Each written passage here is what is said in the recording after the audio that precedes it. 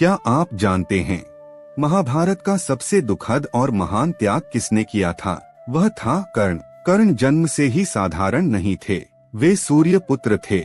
जन्म के साथ ही उनके शरीर पर दिव्य कवच और कुंडल थे। यह कवच और कुंडल उन्हें अजेय बनाते थे। कोई भी योद्धा उन्हें युद्ध में परास्त नहीं कर सकता था। लेकिन समस्या यह थी, कर्ण दुर्योधन के पक्ष में खड़े थे। श्री कृष्ण जानते थे, यदि कर्ण अपने कवच कुंडल के साथ युद्ध में उतरेंगे तो अर्जुन के लिए उन्हें हराना असंभव होगा। तब देवताओं के राजा इंद्र चिंतित हुए, क्योंकि अर्जुन उनके पुत्र थे। इंद्र ने एक योजना बनाई।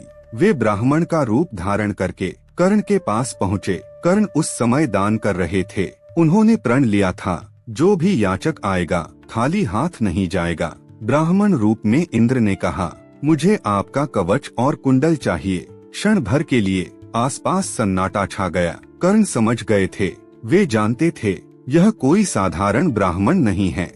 वे यह भी जानते थे, कवच कुंडल देना मतलब अपनी मृत्यु को स्वीकार करना। लेकिन कर्ण कौन थे? दानवीर। उन्होंने मुस्कुराकर कहा, यदि आपने मांगा है तो यह आपका है। उन्होंने अपने शरीर से कवच और कुंडल स्वयं काटकर दान कर दिया। सोचिए, जिस वस्तु ने जन्म से उन्हें सुरक्षा दी, उसी को उन्होंने अपने हाथों से त्याग दिया। यह केवल दान नहीं था, यह अपने भाग्य पर हस्ताक्षर था। इंद्र भी स्तब्ध रह गए।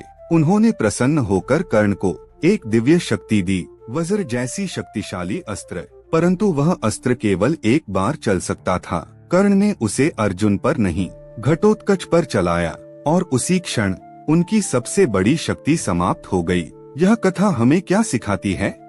कर्ण का जीवन विरोधाभासों से भरा था। वे दानवीर थे पर अधर्म के पक्ष में खड़े थे। वे महान थे पर भाग्य से पराजित। उनका दान आज भी अमर है। लेकिन प्रश्न यह है, क्या केवल उदारता पर्याप्त है या सही पक्ष चुनना भी उतना ही आवश्यक है? कर्ण हमें सिखाते हैं, महानता केवल शक्ति से नहीं, त्याग से आती है। परंतु धर्म से जुड़ा होना उतना ही आवश्यक है। तो अगली बार जब आप कर्ण का नाम लें तो उन्हें केवल योद्धा मत समझिए।